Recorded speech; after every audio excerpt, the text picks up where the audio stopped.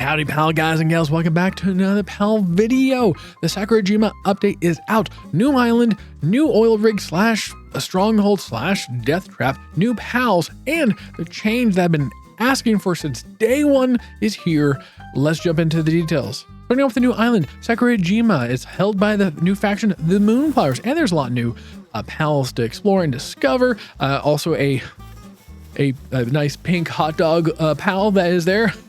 There's now an arena in the desiccated desert so you can battle against your friends for dominance. Next up, the Stronghold Oil Rig. It is controlled by the Rain Syndicate and it's a little bit of a tough place, but you know what? You should go see for yourself. Go fly on down there and say hi to all the friends over there. And you better be quick because there's a lot of valuable resources to gather.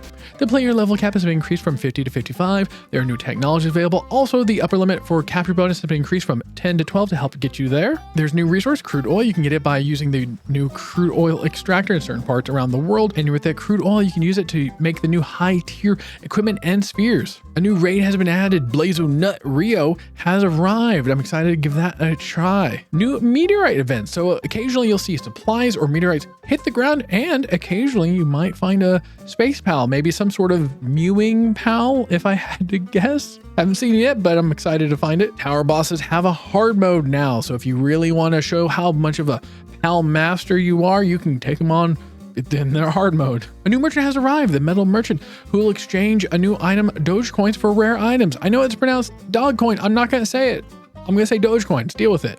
New items, mysterious accessory box, permanently increase the number of accessory slots by 1, which is great. Concentrated all-purpose pal extract, increases the rank of a pal by 1 when used.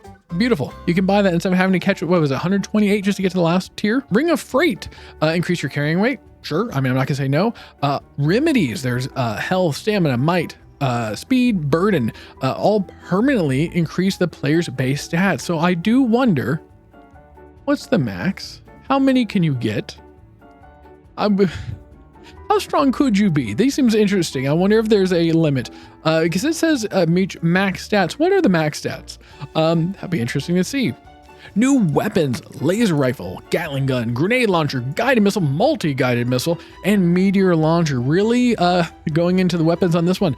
I'm excited to try some of them out. Hopefully, I didn't feel it too impactful. I mean, of course, the missile launcher always felt good, but I'm curious to see how strong these will be, and maybe there are some pals out there that will drop it natively. New cosmetics, both NPC and PAL, so you can start cosplaying your various favorite NPC or PAL, I guess. You can now unlock the sulfur and coal mine, so you can put it at your base, so you don't have to place a base just to gather those. Pal disassembler, if you find taking apart your pals a little too painful, you can now put them in a disassembler. I can't wait to see what that looks like. There's a new refrigerator. There's a new crusher, a refrigerated crusher, so it uses a cold pet to somehow power it, and it's supposed to be better than the regular crusher. Are you tired of carrying around those big heavy keys to unlock all those random chests around the map? Well, look no farther in your technology tree to find the lock picking section. You can now unlock lock picking to unlock various chests around the map, so you don't have to carry those keys with you.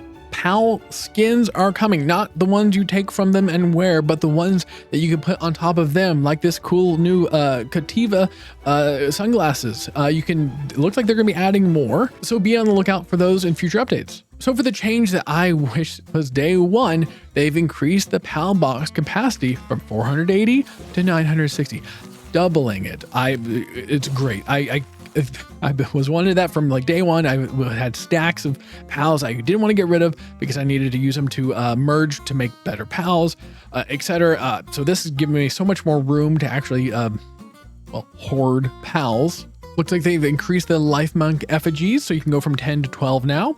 Added a setting to prevent you from becoming fat. If you walk over things to become over encumbered, you can turn that off now.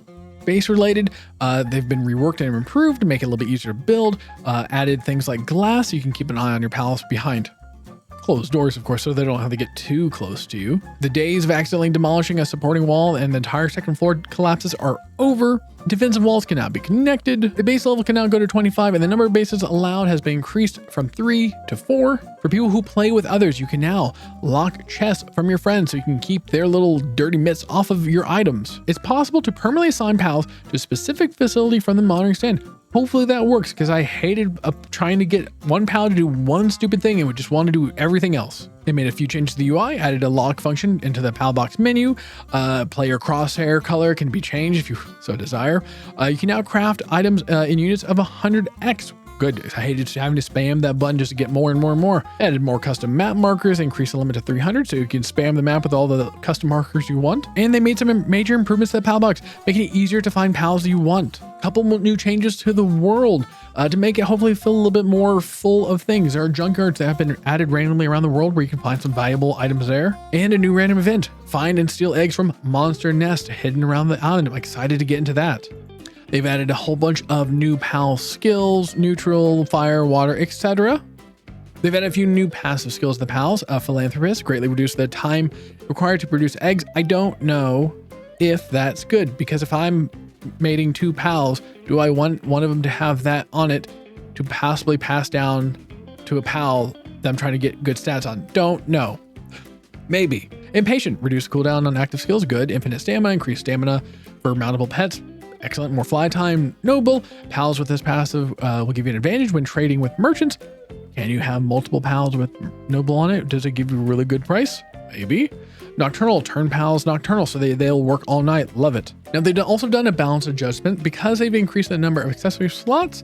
If the accessories have the same name, you cannot be equipped more than one, so you can't double up on attack pendants or etc. The defense accessories have been balanced due to that, so I'm assuming they bumped it. I would have to take a look at it. Now that there's new pals being added, some of the pal breeding combinations has changed, so if you memorize which pals go with which, too bad. Figure it out again. Selling prices on pals have been adjusted so that you can get twice now for alpha. I was never selling pals, I was just using them for fodder. So that's the new Palworld update. Will you be coming back to Palworld to see what has changed, or are you going to wait for more content? Let me know down below. And until next time, bye-bye.